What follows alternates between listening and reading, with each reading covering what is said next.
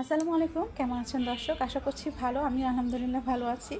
So দুপুরবেলা রান্না করতেছিলাম, ভাবলাম যে আপনাদের সাথে একটু শেয়ার করি আজকে কী রান্না করেছি।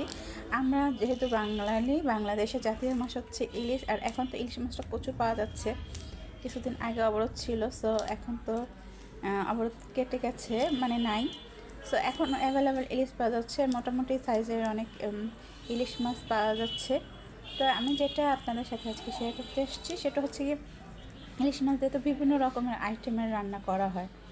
তা আমি কিছুদিন আগে কচু শাক দিয়ে ইলিশ মাছ রান্না করা দেখেছি। আজকে একটা ঝোল ইলিশ রান্না করছি।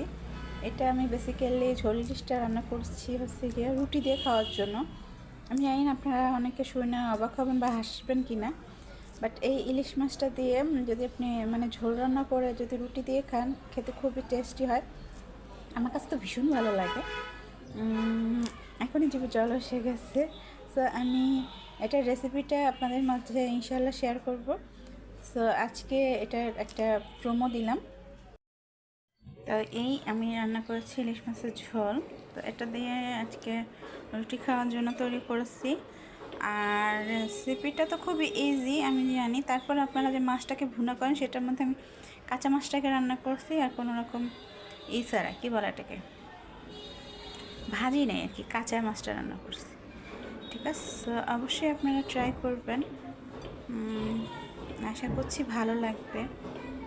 দেখেন কত সুন্দর হচ্ছে কালারটা।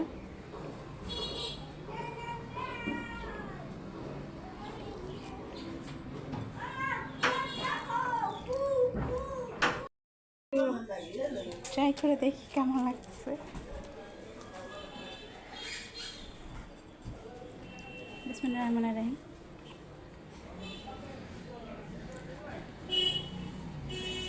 সত্যি কথা বলতে এই খাবারটা আমার খুব ভালো লাগে। আপনারাও ট্রাই করে দেখবেন, অবশ্যই ভালো লাগবে আমার মনে হয়, আমার বিশ্বাস। তো সবাই ভালো থাকবেন, আল্লাহ হাফেজ।